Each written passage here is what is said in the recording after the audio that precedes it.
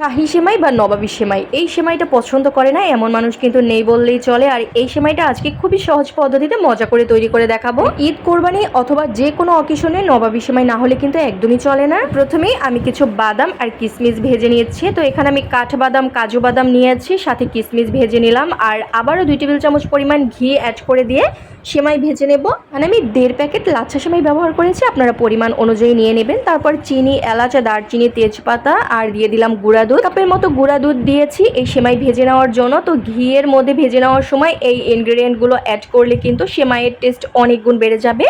আর যে গরম মশলাগুলো অ্যাড করেছি ভেজে নেওয়ার পরে, এই গরম মশলাগুলো তুলে নিলেই হয়ে যাবে। গরম মশলা দেওয়ার কারণে কিন্তু সেমাই থেকে খুবই সুন্দর একটা ফ্লেভার আসবে। শাহি সেমাইয়ের মধ্যে এই গরম মশলার ফ্লেভার পছন্দ করে না তারা স্কিপ করতে পারেন, আমার কাছে ভালো লাগে তাই আমি ব্যবহার করেছি। আর আমি এই সবগুলো গরম মশলাই তুলে নেব। তো এখানে আমি দুধ নিয়েছি প্রায় 1.5 লিটারের মতো। এখানেও কিছু আস্ত গরম মশলা আর চিনি দিয়ে খুব ভালো মতো করে দুধটা জাল করে নেব। দুধটা যখন 3-4 বার বলক চলে আসবে তখন চুলার আঁচটা একদম লো করে দিয়ে দুধটাকে ঘন করে নেব। তো পাচ্ছেন দুধটা কিন্তু অনেক ঘন হয়ে গেছে। এটা জাল করে নিয়ে একদম 1/2 লিটার পরিমাণ করে নিয়েছি। আর এর মধ্যে অ্যাড করে দিচ্ছি প্রায় 1.5 কাপের মতো গুঁড়া দুধ।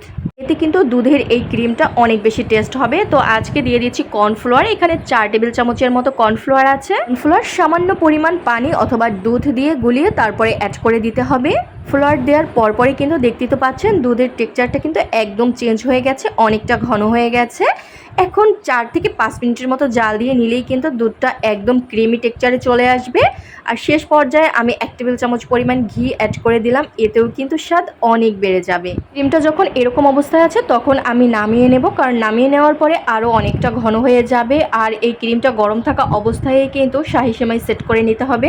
শাহি নবাবী সেমাই যেহেতু আমরা সবসময় খাই না, যে কোনো অকেশন বা মাঝে মধ্যে খেয়ে থাকি, তো এই সেমাই রান্নার সময় অবশ্যই ঘিয়ের ব্যবহার করবেন। সেমাইটা অবশ্যই ঘি দিয়ে ভেজে নেওয়ার চেষ্টা করবেন। ঘিয়ের ব্যবহারে একদম পারফেক্ট টেস্ট পাবেন এই শাহি সেমাই থেকে। যেহেতু এই সেমাই সবসময় খাওয়া হয় না, তাই যখন খাবেন একটু সঠিকভাবে পারফেক্টলি বানিয়ে খাওয়ার চেষ্টা করবেন। দেখতে তো পেলেন শাহি সেমাইটা আমি কিভাবে সেট করে নিয়েছি। প্রথমে ঘিয়ে ভেজে রাখা সেমাই দিয়ে দিলাম, তারপর উপর থেকে আবার ক্রিম অ্যাড করেছি, তারপরে আবারও সেমাই অ্যাড করে দিলাম। এভাবে চাইলে কিন্তু আরও বেশি লেয়ার করেও দিতে পারেন, 3টা-4টা পর্যন্ত লেয়ার করে দিতে পারেন। ওর থেকে ঘিয়ে ভেজে রাখা কাজু কিশমিশ দিয়ে পরিবেশন করে নিলাম। দেখতেই তো পেলেন আমার বাগানের ফুল দিয়ে কিন্তু সেমাইটা পরিবেশন করে নিয়েছি, কত সুন্দর লাগছে মাশাআল্লাহ। তো ফ্রিজে রেখেছিলাম একদম বিকাল পর্যন্ত। এই সেমাইটা কিন্তু ফ্রিজে রেখে না খেলে একদমই ভালো লাগবে না, অবশ্যই চেষ্টা করবেন ফ্রিজে রেখে তারপরে পরিবেশন করার জন্য। যেহেতু সন্ধ্যার নাস্তা হিসাবে খাচ্ছি তাই আমি দুপুরে তৈরি করেছিলাম। আর যারা দুপুরে খাবেন তারা কিন্তু চাইলে আগের দিন অথবা আগের দিনের রাত্রে বানিয়ে ফ্রিজে রেখে দিতে পারেন। সেমাইয়ের লুকটা দেখে তো বুঝতে পারছেন যে কি পরিমাণ মজাদার হয়েছে। সবাই অনেক বেশি মজা করে খেয়েছে আর প্রশংসাও করেছে। আশা করছি আপনাদের কাছে ভালো লেগেছে। আল্লাহ হাফিজ।